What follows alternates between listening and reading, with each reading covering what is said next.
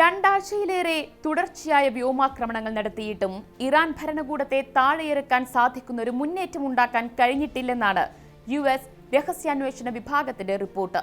മുതിർന്ന നേതാക്കളെ കൊലപ്പെടുത്തിയിട്ടും ഇറാനിലെ ഭരണകൂടം കൂടുതൽ കർക്കശമായി തന്നെ നിലകൊള്ളുകയാണെന്നാണ് റിപ്പോർട്ട് പറയുന്നത്. യുദ്ധം മൂലം IRGCയുടെ നിയന്ത്രണം ഭരണകൂടത്തിന്മേൽ ശക്തമായിട്ടുണ്ടെന്നും രഹസ്യാന്വേഷണ റിപ്പോർട്ട് ഉദ്ധരിച്ച് വാഷിംഗ്ടൺ പോസ്റ്റ് റിപ്പോർട്ട് ചെയ്യുന്നുണ്ട്. മാർച്ച് 17-ന് പുറത്തുവന്ന റിപ്പോർട്ടിലെ കൂടുതൽ വിശദാംശങ്ങൾ നോക്കാം. സ്വാഗതം ഇൻഡെപ്തിലേക്ക്.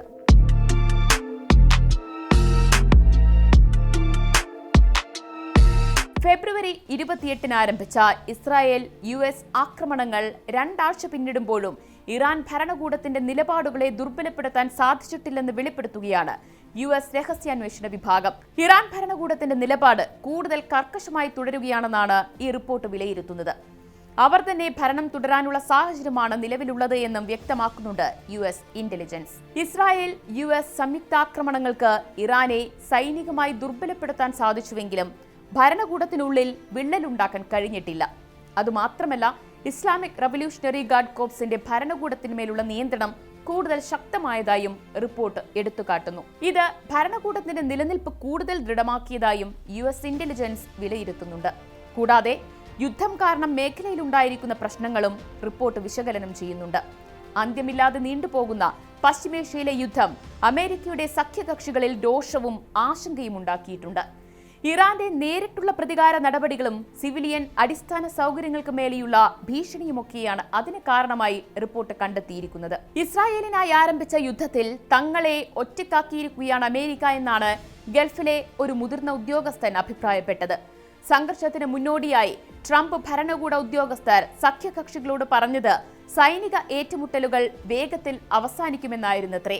നിലവിൽ തങ്ങൾക്ക് നേരെ നടക്കുന്ന ആക്രമണങ്ങളെ തടുക്കാൻ ഗൾഫ് രാജ്യങ്ങൾ ഹെലികോപ്റ്ററുകളും യുദ്ധവിമാനങ്ങളും വിന്യസിച്ചിട്ടുണ്ട് എന്നാണ് റിപ്പോർട്ടുകൾ. റിപ്പോർട്ട് ചൂണ്ടിക്കാട്ടുന്ന മറ്റൊരു വിഷയം യുദ്ധ ചെലവ് സംബന്ധിച്ചാണ്. ഇതുവരെ ഏകദേശം 1 ലക്ഷം കോടിയിലധികം രൂപയുടെ ചെലവാണ് അമേരിക്കയ്ക്കുണ്ടായിരിക്കുന്നത്. ഒപ്പം 13 സൈനികർക്ക് ജീവൻ നഷ്ടമാവുകയും ചെയ്തു. ഇറാനെ കുറിച്ച് പഠിക്കുന്ന പാശ്ചാത്യ ഉദ്യോഗസ്ഥരും വിശകലന വിദഗ്ധരും പറയുന്നത് 47 വർഷം പഴക്കമുള്ള ഇസ്ലാമിക് റിപ്പബ്ലിക്കിൽ ഭരണമാറ്റമുണ്ടാക്കാനുള്ള സാധ്യത വളരെ കുറവാണെന്നാണ്. യുദ്ധത്തിലൂടെ ഇറാൻ ഭരണകൂടത്തെ പൂർണ്ണമായും തകർക്കാൻ സാധിക്കില്ല എന്നാണ് യൂറോപ്യൻ ഉദ്യോഗസ്ഥരും വിശ്വസിക്കുന്നത്.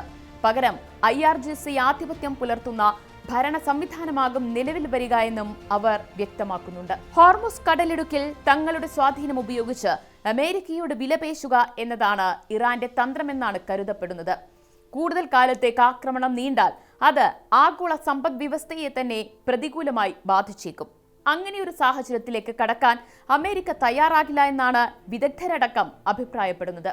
യുദ്ധത്തിന് മുൻപ് തന്നെ മതപരവും സൈനികവുമായ സ്ഥാപനങ്ങളിൽ വേരൂന്നിയ ഇറാന്റെ ഉറച്ച നേതൃത്വത്തെ ഇല്ലാതാക്കാൻ ബാഹ്യ സൈനിക ശക്തി കൊണ്ട് മാത്രം സാധ്യമല്ലെന്ന് ഇന്റലിജൻസ് വിലയിരുത്തിയതാണ്.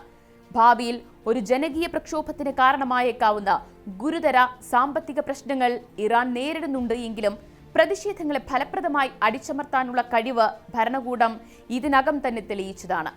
ആകെയുള്ളൊരു വഴി ഭരണകൂടത്തിനുള്ളിൽ വിള്ളലുകൾ ഉണ്ടാക്കുക എന്നതാണ്.